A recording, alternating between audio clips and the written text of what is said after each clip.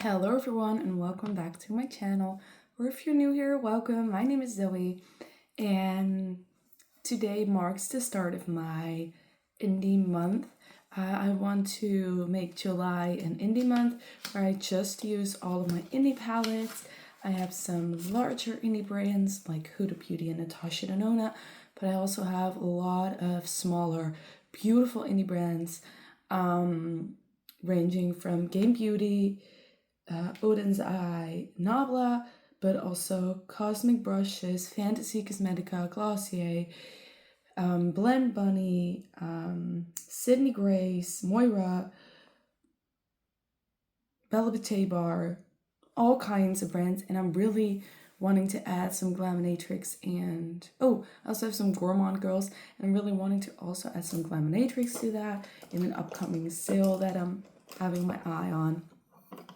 So I just want to use my indie palettes because I noticed that those, spark the most joy for me, give me, the most exciting feelings in the morning, which is most of the time when I do my makeup.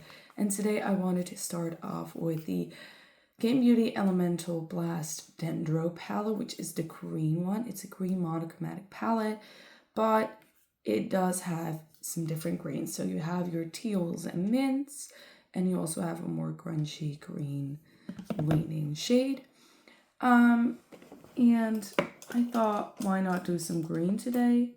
I haven't worn like a totally green look in a long time. Yesterday I went for the Blend Bunny Sickly Sweet because I didn't want to mention it in this series because it's no longer available.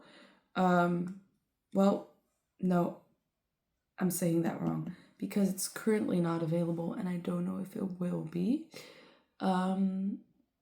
So if that comes back in stock, I might actually use it for this series as well. And I am going to cheat by using some Gourmand Girls because the palettes from Gourmand Girls that I own all have been discontinued since, I got them. But I really want to talk about the brand because I think it's a really, really great brand.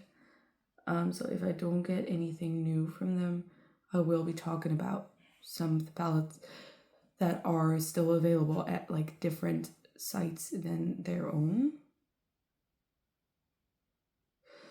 So I'm starting off with the shade Grow Grow Grow, which is the darkest green one, and I've decided today I'm going to build up from dark to light. So I'm taking the shade Lucky Plus 4 and, blending that into the middle and a little bit into the crease already. So you might be able to tell. Let's see. Okay, I like that. I'm going to take a little bit of that Grow Grow Grow, which is the darkest green, into the inner corner as well. I feel like I'm saying this every video, but I'm not creating a halo eye, which you could very well do as well with this palette. But I'm actually creating a placement where it looks a little bit like a halo eye, but I'm also going to place some lightness in the inner and outer corner since that is something that works for my eye shape. Now I'm taking a little bit of that Lucky Plus 4 shade and just blending it in. I'm also blending it a little bit over here because I accidentally did that on this eye, so why not, make it even. Okay, now let's choose if we're going to pull more blue or more green. I tend to pull more blue with this palette, so let's do the greens for once. So that means I'm going to take the shade Super Green, which is still like a mid-toned green, but it doesn't pull as cool as the other green shades I just put on. For some reason, some of these greens tend to pull quite cool on me, which I'm sorry, I was looking at there, over there, which I'm pretty excited about because I love a good like cool tone green. I feel like I have like a olive yellowy undertone, I feel but funnily enough, like crazy enough, I can't wear grungy greens. Like the real grungy greens, I can't wear for the reason that it will always look like I have mascara under my eyes. Like it really makes my dark circles stand out for some reason. So I have just dipped my brush into Seed Flare and putting that over that edge over there, as you can see.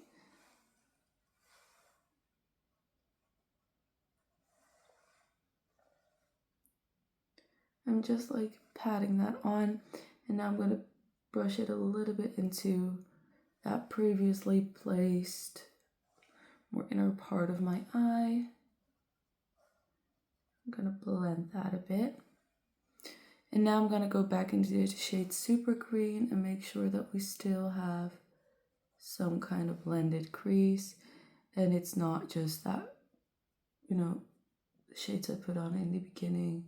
It's like a harsh line. I think I need a little bit of grow on this eye to make it even. Because on this eye, I've put that a little bit into the crease. I don't know why I'm using like world's tiniest mirror, but well, it's not tiniest mirror, but it's just like a mirror in a highlight compact. But this doesn't have a mirror, which I'm fine with because it makes the packaging light and sleek and all of that. So I don't mind, but I just want to reach for another mirror than just my further away mirror, just to make sure that I don't make tiny mistakes. I'm gonna also take that Seed Flare shade. I'm really trying to keep myself from using the minty shades because I always use those. So I'm taking Seed Flare and putting that on the lower lash line in the outer corner and the inner corner.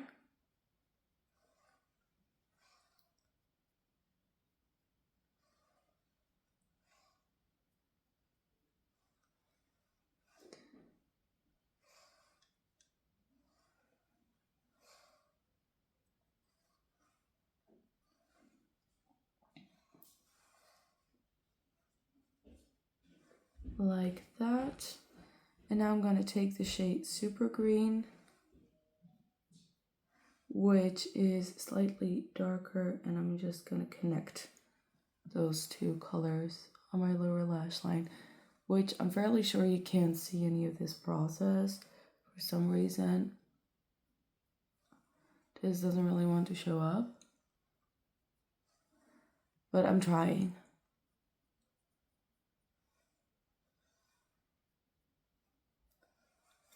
Okay. It looks more connected. I'm fairly aware that that was almost impossible to see on camera, but now before I put on shimmers, I'm going to go into that Grow shade again, but with an eyeliner brush, and just line my eyelid with that. I've noticed if you line underneath your shadow, it will quite, it will quite well stay, will peek through your metallics, and if it doesn't, it's easy to reapply. But I feel like when I put on metallics, you can't always get as close to the lash line as you want, and if you apply a little bit of shadow liner before putting on your metallics, that works for me much better, even when I want to reapply some of the shadow liner shade later. So, something got into my eye. Okay, now I'm going to use this shade, and honestly, I think I've never used this shade on my eyes because of its grungy green factor, but I want to use it. I just want to, wait, I need to fix my contact. One moment. Okay, we're back. So I'm going to take that grungy green called Bad Breath. Oh, this actually looks so much less grungy on my eyes. See, now I regret not using like these shades more often and like earlier on in me using this palette. I think I've used this palette like 4 times in total and always reached for those minty shades. And then there were times where I was thinking about using this palette and I was like, no, because I'm just gonna use that minty shade again. But now I have 2 looks I can create with this. Obviously, I can create many more looks than just 2. But I feel like I can go to different paths now. I can go minty and blue and like teal-ish. And I can go like true green because I feel like this is not a warm tone green look. It's like a true green look. Like it's giving alphabet. Okay, sorry for the noise. Let's clean off my finger. Because I'm wearing this white jumpsuit, but I'm thinking about, putting something else on because the sunscreen and stuff, my neck, like the neck of the jumpsuit is colored a bit weird, which is not great. Let's put on some inner corner thing. I am gonna do the inner corner from the palette, which is called Luminescent Spare. And I'm just gonna put that in the inner corner. But I think that's gonna pull pretty too. Wait, let me show you up close.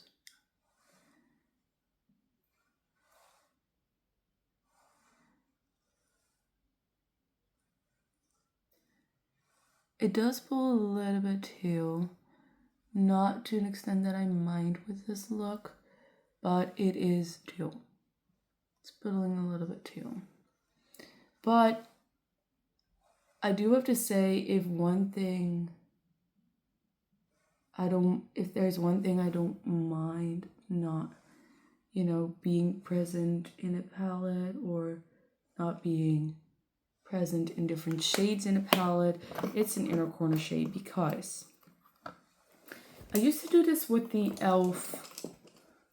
No Budge eyeshadow stick in the shade Pearl, but I'm currently using the NYX Jumbo Eye pencil thing. And what I like to do is take that super light shade and just do some inner corner action.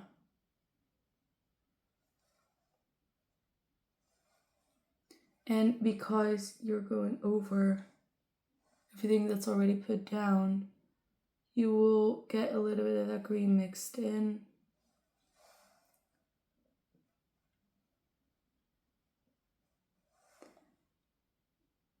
And